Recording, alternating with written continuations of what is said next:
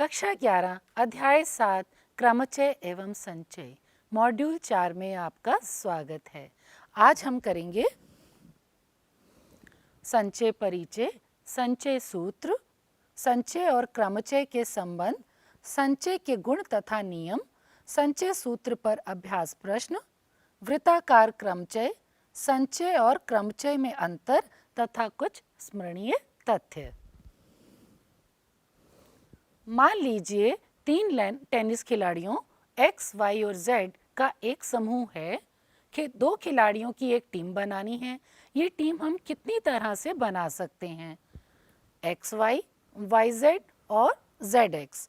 यहाँ प्रत्येक चयन 3 विभिन्न वस्तुओं में से एक समय में 2 वस्तुओं को लेकर बना हुआ संचय कहलाता है। यहाँ XY टीम और YX टीम भिन्न नहीं है।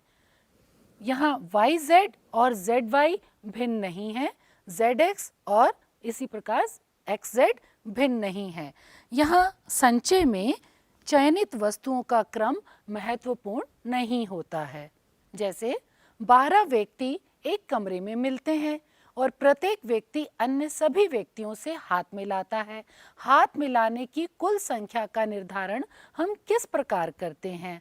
क्योंकि एक बार जो व्यक्ति हाथ मिला चुका, जैसे मान लीजिए आर्यन ने तेजस से हाथ मिलाया, तो क्या तेजस का आर्यन से हाथ मिलाना भिन्न होगा? नहीं ना। X का Y से हाथ मिलाना तथा Y का X से हाथ मिलाना 2 भिन्न हाथ मिलाना नहीं है। यहाँ भी क्रम महत्वपूर्ण नहीं है। हाथ मिलाने की संख्या उतनी ही है जितनी कि 12 विभिन्न वस्तुओं में से एक समय में कोई 2 वस्तुओं को लेकर बने हुए संचयों की संख्या है। इस उदाहरण में 7 बिंदु एक वृत्त पर स्थित हैं। इन बिंदुओं में से किसी 2 को मिलाकर कितनी जीवाएं खींची जा सकती हैं? जैसे ये और इस तरह से हम खींच सकते हैं, और कितनी जीवाएं हम खींच सकते हैं? यहाँ जीवाओं की कुल संख्या उतनी ही है जितनी 7 विभिन्न वस्तुओं में से एक समय में 2 वस्तुओं को लेकर बने गए संचयों की संख्या है। अब हम n विभिन्न वस्तुओं में से एक समय में r वस्तुओं को लेकर बनने वाले संचयों की संख्या को प्रतीक NCR से प्रकट करते हैं। मान लीजिए हमारे पास 4 विभिन्न वस्तुएं A, B, C, D हैं। इनमें से एक समय में 2 वस्तुओं को लेकर यदि हम संचय बनाना चाहें तो ये संचय होंगे AB, AC, AD, BC, BD तथा CD। यहाँ AB और BA एक ही संचय हैं, इसलिए हमने यहाँ BA नहीं लिया। CA, DA, CB, DB तथा DC को इस सूची में नहीं लिखा है। यहाँ वस्तुओं का क्रम संचय को प्रभावित नहीं करता। जब क्रम महत्वपूर्ण नहीं होता तो AB लिखें या BA लिखें, बात एक ही होती है। इसे हम इस प्रकार समझ सकते हैं कि 4 विभिन्न वस्तुओं में से एक समय में 2 वस्तुओं को लेकर बनने वाले क्रमचयों की संख्या होती है 4p2 अर्थात 12। और इसी प्रकार 4 विभिन्न वस्तुओं में से एक समय में 2 वस्तुओं को लेकर बनने वाले संचयों की संख्या, यानी जब क्रम महत्वपूर्ण नहीं था तो तब वो होती है 4c2 अर्थात 6, जैसा कि आपने पिछले उदाहरण में देखा। तो आपने देखा कि प्रत्येक संचय के लिए AB संचय है तो इसके लिए हमारे पास 2 क्रमगुणित क्रमचय बनते हैं BA, AB। यदि संचय माने तो केवल AB या BA चलेगा, लेकिन क्रमचय BA तथा AB हैं।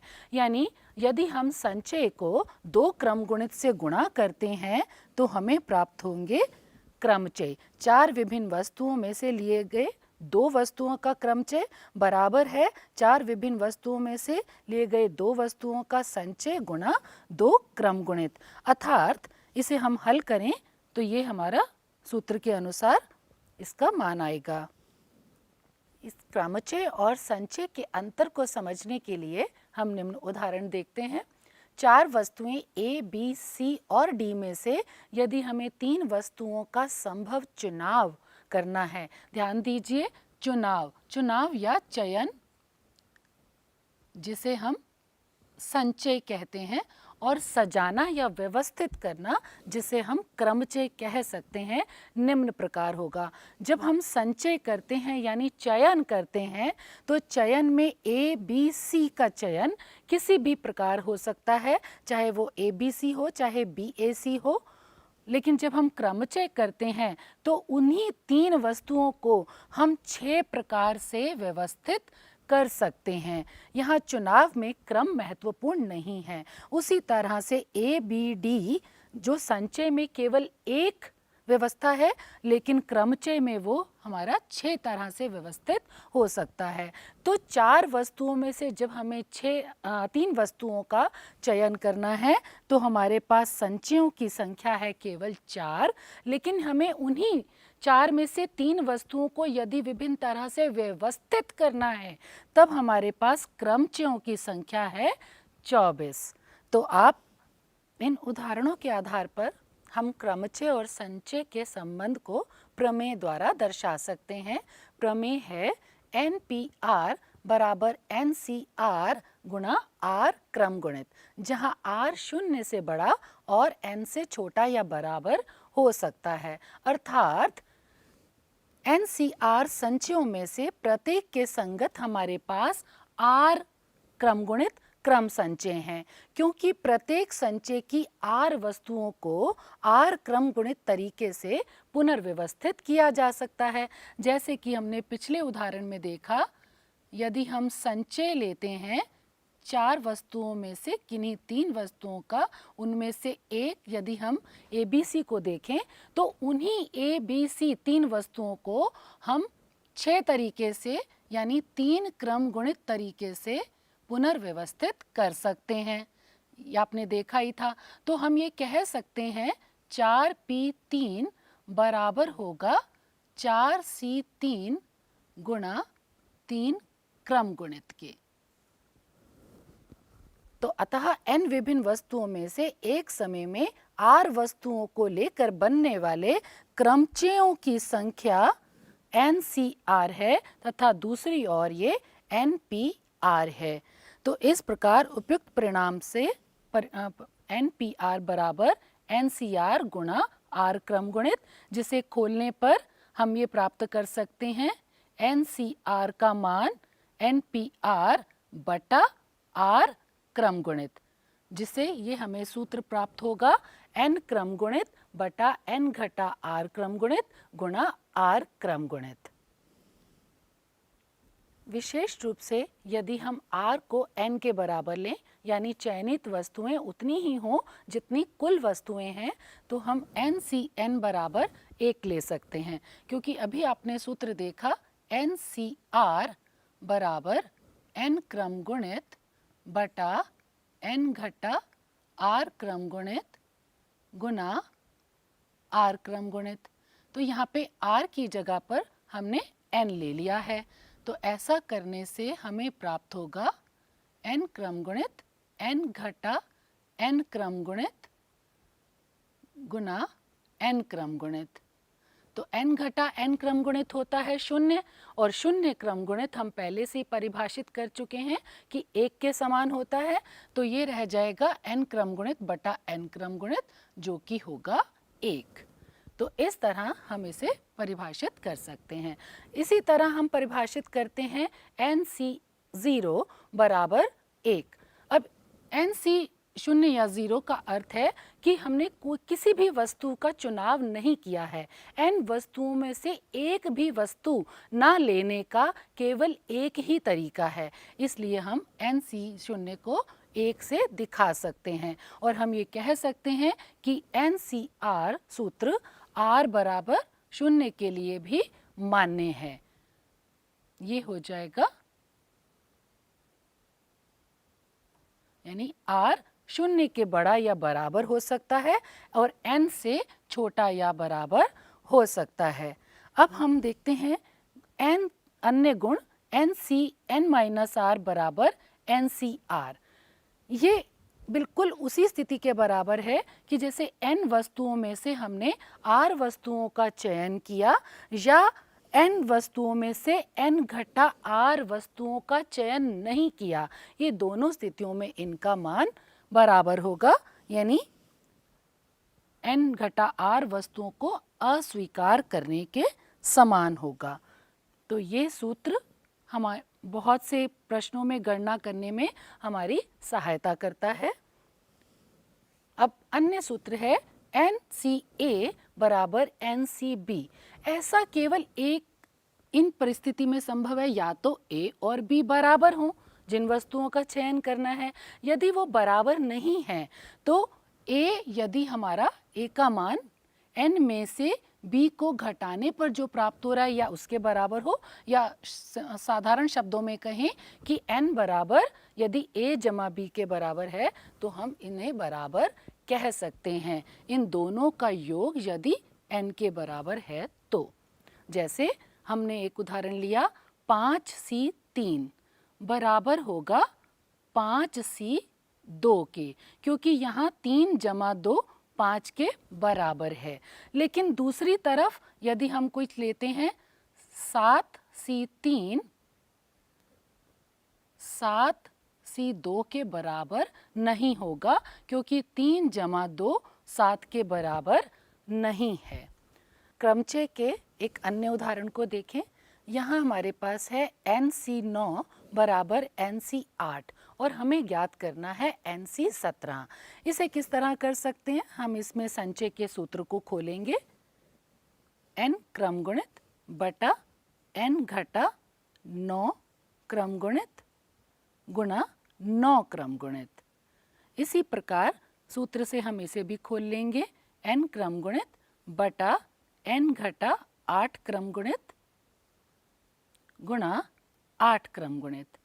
अब जैसा कि हमने पहले भी इस तरह के प्रश्नों में किया था, हम ये देखेंगे दोनों पदों के हर में कौन सी संख्या बड़ी है, कौन सा क्रम गुणित बड़ा है। अगर हम 9 क्रम गुणित और 8 क्रम गुणित में से देखें तो 9 क्रम गुणित बड़ा है, इसे इसलिए खोलेंगे।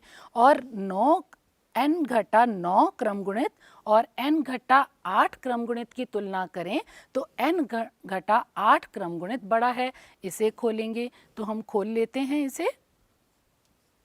ये हो जाएगा n क्रम गुणित बटा n घटा 9 क्रम गुणित, ऐसे ही रहेगा।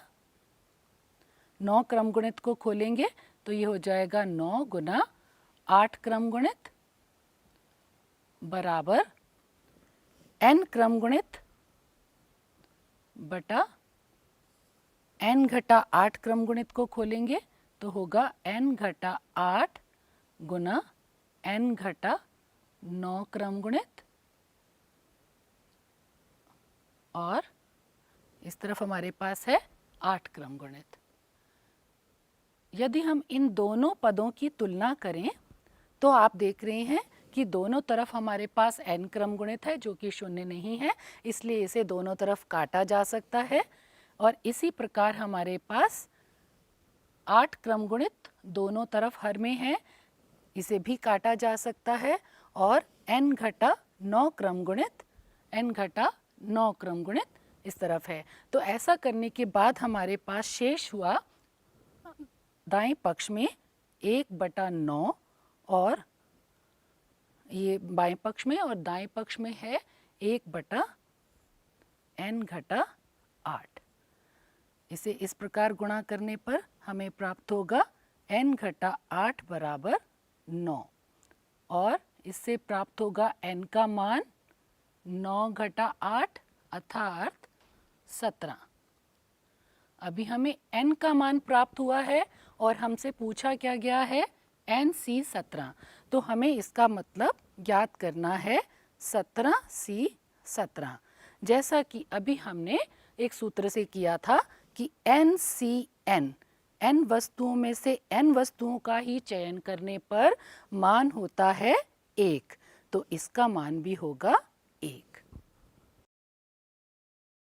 आइए एक और प्रमेय करते हैं। NCR जमा NCR घटा 1 बराबर n जमा 1 CR। इस प्रमेय को सिद्ध करने के लिए हम संचय के सूत्र द्वारा ही करेंगे। बाएं पक्ष को पहले खोल लेंगे संचय सूत्र द्वारा।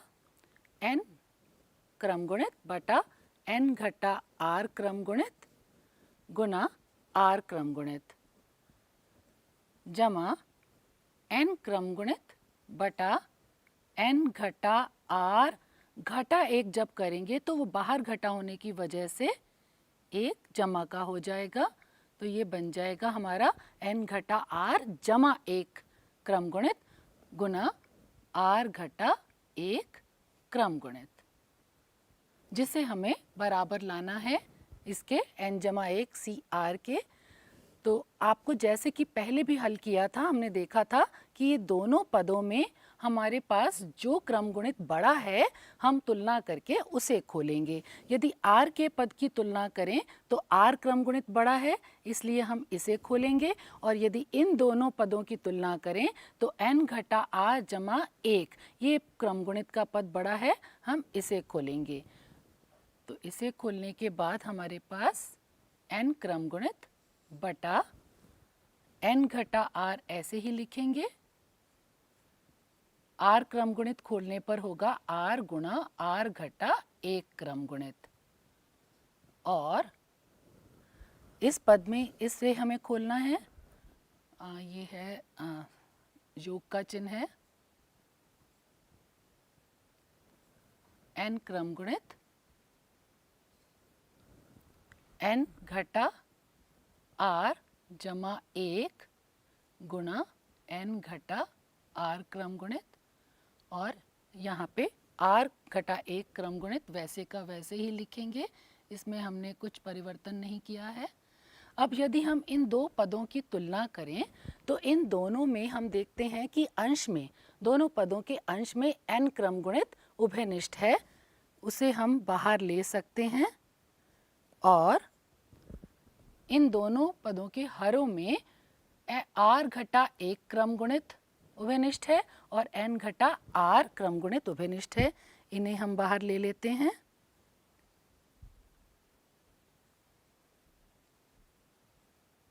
इस प्रकार ये उभयनिष्ठ लेने के बाद हमारे पास केवल नीचे यहाँ r रह जाता है, इसलिए 1 बटा r लिख सकते हैं। और इसमें से ये पद उभयनिष्ठ लेने के बाद हमारे पास केवल ये पद रह गया नीचे हर में n घटा 1 जमा r जमा 1। इसे लघुत्तम लेके हल करने के पश्चात हमारे पास बचेगा n क्रम गुणित n घटा r क्रम गुणित तो बाहर है ही, और r घटा 1 क्रम गुणित भी बाहर ही है, और ब्रैकेट के अंदर हल करने पर हमारे पास आया n घटा r जमा 1, ये पद यहाँ 1 से गुणा होगा और r यहाँ से गुणा होगा, बटा r गुणा n घटा r जमा 1। यहाँ r और r कैंसिल हो जाएगा। अब हमारे पास यहाँ बाहर ये पद शेष है, n क्रम गुणित बटा n घटा r क्रम गुणित गुणा r घटा 1 क्रम गुणित, और अंदर हमारे पास है केवल n जमा 1 अंश में, और हर में है r गुणा n घटा r जमा 1। अब अगर हम n क्रम गुणित और n जमा 1 को गुणा करते हैं तो ये ऊपर अंश में हमारे पास हो जाएगा n जमा 1 का क्रम गुणित, बड़ी संख्या का क्रम गुणित, और इसी तरह से r और r घटा 1 के क्रम गुणित को गुणा करते हैं तो ये उसी के अंदर समा जाएगा और ये बन जाएगा r क्रम गुणित। और यदि हम इस और इस पद को गुणा करते हैं तो इन दोनों में से बड़ा ये वाला है, तो इससे गुणा करने पर इसका क्रम गुणित आएगा, जिसे हम पुनर्व्यवस्थित करके n जमा 1 घटा r भी लिख सकते हैं का क्रम गुणित। तो आप ये देखिए ये किस संचय का सूत्र बन रहा है?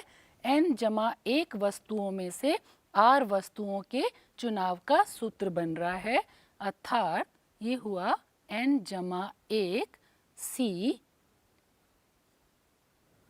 r वस्तुओं का चुनाव किया तो यह हमारा दाएं पक्ष के बराबर आ गया जो हम चाहते थे। इस प्रकार ये प्रमेय सिद्ध हुई। अब आइए उदाहरण की सहायता से हम संचय के सूत्र का उपयोग देखें। किसी परीक्षा में एक प्रश्न पत्र में 12 प्रश्न हैं और जो क्रमशः 5 तथा 7 प्रश्न वाले 2 खंडों में विभक्त है, खंड 1 तथा खंड 2। एक विद्यार्थी को प्रत्येक खंड से न्यूनतम 3 प्रश्नों का चयन करना है और उसे कुल 8 प्रश्नों का हल करना है। एक विद्यार्थी कितने प्रकार से इन प्रश्नों का चयन कर सकता है? तो आइए इसे समझने के लिए हम इस प्रकार लिख लेते हैं। खंड 1 जिसमें है कुल 5 प्रश्न, खंड 2 जिसमें है कुल 7 प्रश्न, और हमें दे रखा है कि कम से कम यानी न्यूनतम उसे 3 प्रश्न एक खंड से चयन करने ही हैं। तो यदि विद्यार्थी इन 5 प्रश्नों में से 3 प्रश्नों का चयन करता है खंड 1 में से, तो शेष 5 प्रश्न उसे खंड 2 में से चयन करने होंगे। 7 प्रश्नों में से 5 प्रश्नों का चयन करना होगा। ये स्थिति 1 है। स्थिति 2 में यदि वह इन 5 प्रश्नों में से 4 प्रश्नों का चयन करता है तो शेष 4 प्रश्न उसे खंड 2 में से चयनित करने पड़ेंगे। और अगली परिस्थिति में यदि वो 5 के 5 प्रश्न, खंड 1 के 5 प्रश्न हैं, सभी प्रश्नों का चयन कर लेता है 5 C 5, तो अब उसे शेष प्रश्न हल करने हैं केवल 3, जो कि वो खंड 2 में से चयनित कर सकता है। 5 ले चुका है यहाँ 3। तो इस प्रकार ये 3 स्थितियां बनी। अब इन्हें किस प्रकार लिखा जाए गणना के लिए, क्योंकि जब वह 3 प्रश्न यहाँ से हल करता है, 5 यहाँ से हल करता है, ये दोनों हमारी स्थितियां ऐसी हैं जो दोनों को एक साथ लेना है। यहाँ पे 5C 3 और 7C 5 है, लेकिन यदि वो इस स्थिति का चुनाव करता है तो इन 2 का नहीं करता, या इसका करता है तो अन्य 2 का नहीं करता। तो जिन स्थितियों के बीच में या आता है वहाँ हम जमा का यानी योग का चिन्ह लगाते हैं, और जिन 2 स्थितियों के बीच में और आता है, दोनों को एक साथ लेना आवश्यक है, वहाँ हम गुणा का चिन्ह लगाते हैं। तो इसे हम इस तरह से लिखेंगे 5C 3 गुणा 7C 5, क्योंकि ये दोनों मिलकर एक परिस्थिति बनाते हैं। इस प्रकार अगली परिस्थिति 5C 4 गुणा 7C 4, अगली परिस्थिति 5C 3 गुणा 7C 5C 5 एंड 7C 3। क्योंकि ये परिस्थितियों में से कोई एक परिस्थिति लेनी है, इसलिए यहाँ पे जमा का चिन्ह आया। अब इसे हल करना तो आप संचय के सूत्र से जानते ही हैं, इसे हम आपके लिए यहीं पर छोड़ रहे हैं। तो आइए उदाहरण की सहायता से हम संचय की उपयोगिता को समझें। 2 पुरुषों और 3 महिलाओं के एक समूह से 3 व्यक्तियों की एक समिति बनानी है। इस समिति का गठन कितने प्रकार से किया जा सकता है, ये प्रश्न है, और इनमें से कितनी समितियां ऐसी हैं जिनमें 1 पुरुष और 3 महिलाएं हैं। तो पहला प्रश्न हल करने से पहले ध्यान दीजिए, हमें समिति बनानी है। समिति बनाते समय हमें क्रम का ध्यान रखने की आवश्यकता नहीं है, क्योंकि चाहे किसी भी व्यक्ति का चयन पहले या बाद में किया जाए, यहाँ क्रम महत्वपूर्ण नहीं है। तो इसलिए हम संचय का सूत्र लगाएंगे। 2 पुरुष और 3 महिलाएं कुल व्यक्ति हैं 5।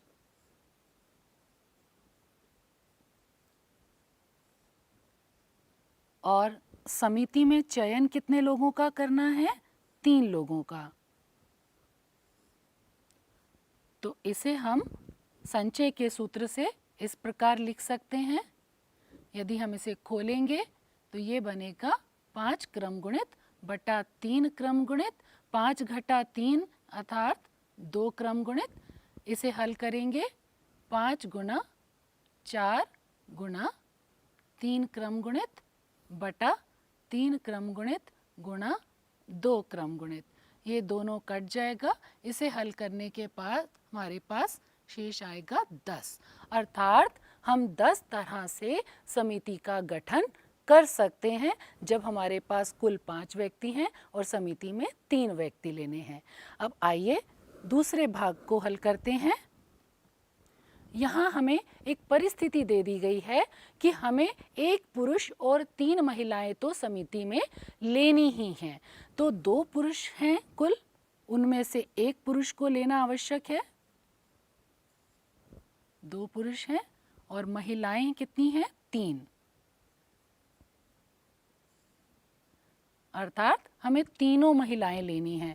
तो 2 पुरुषों को लेने का अर्थ है 2 पुरुषों में से 1 पुरुष को लेना है, 2 कुल थे, और 3 महिलाओं में से तीनों को लेना है। अब इस परिस्थिति में ये दोनों चीज़ें साथ साथ हैं, दोनों का साथ साथ आना आवश्यक है, इसलिए हम यहाँ गुणा का चिन्ह लगाएंगे। अब इसे आप खोल लेंगे। 2 क्रम गुणित 1 क्रम गुणित 2 घटा 1 अर्थात 1 क्रम गुणित गुणा 3 सी 3 का अर्थ तो आप जानते ही हैं कि 1 होता है। हम इसे सीधे 1 भी लिख सकते हैं क्योंकि NCN का मान हम 1 ज्ञात कर चुके हैं। अर्थात ऐसा कितने तरह से हो सकता है? 1 क्रम गुणित भी 1 होता है, तो ऐसा 2 क्रम गुणित तरीकों से अर्थात 2 ही तरीकों से होना संभव है। कैसे? यदि हम पहले 1 पुरुष, दोनों में से 1 पुरुष लें और महिलाएं तो तीनों लेनी है, दूसरी परिस्थिति में हम दूसरे पुरुष को लें समिति में और तीनों महिलाएं तो वो रहेंगी ही। इस प्रकार केवल 2 तरीकों से हम समिति का गठन कर सकते हैं जब हमें ये परिस्थिति दी हो। तो इस प्रकार आपने संचय के सूत्र को उदाहरणों की सहायता से समझा। आइए अब संचय के कुछ महत्वपूर्ण सूत्र जो हम स्मरण करें तो बहुत सारे प्रश्नों को हल किया जा सकता है। n क्रम गुणित बटा r क्रम गुणित कभी भी n बटा r क्रम गुणित के बराबर नहीं हो सकता, इसे याद रखिए। 0 क्रम गुणित 1 के बराबर होता है। NC0 बराबर 1 होता है और NCN भी 1 होता है। NCN अर्थ जब n वस्तुओं में से सभी n वस्तुओं का चयन किया गया है, और NC0 अर्थ जब n वस्तुओं में से किसी भी एक भी वस्तु का चयन नहीं किया गया। दोनों ही स्थितियों में इसका मान 1 है। और क्रमचय और संचय के बीच संबंध का सूत्र ये है NPR बराबर R क्रम गुणित गुना NCR। अन्य सूत्र है NCR बराबर NCN घटा R। फिर है NCR घटा 1 जमा NCR बराबर N जमा 1 CR। इस प्रमेय को हमने सिद्ध भी किया था अभी। एक अन्य सूत्र जो बहुत महत्वपूर्ण है, बहुत प्रश्नों में इसका उपयोगिता है, NCX NCY के बराबर हो सकता है सिर्फ तभी जब x जमा y n के बराबर हो, यानी कुल वस्तुओं के योग के बराबर हो। NCR बराबर है NCR जमा 1 के, ध्यान दीजिए, और ये आगे बराबर है N जमा 1 CR के। ये तीनों ही स्थितियां बराबर हैं आपस में।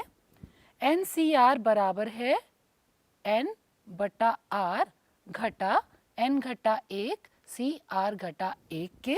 इसी प्रकार NCR बराबर है 1 बटा R N घटा R जमा 1 NCR घटा 1 के। और अंत में NC1 बराबर है NCN घटा 1 के। और ये दोनों बराबर हैं एन के। इस प्रकार आपने देखा, ये सूत्र यदि आप याद कर लेंगे तो किसी भी संचय संबंधी प्रश्नों को हल कर पाएंगे। तो चलिए बढ़ते हैं सारांश की ओर। आज के पाठ में हमने सीखा संचय और क्रमचय के बीच संबंध, संचय के गुण तथा नियम, संचय और क्रमचय में अंतर तथा कुछ स्मरणीय तथ्य। आशा करते हैं आज का पाठ आपको समझ आया होगा। धन्यवाद।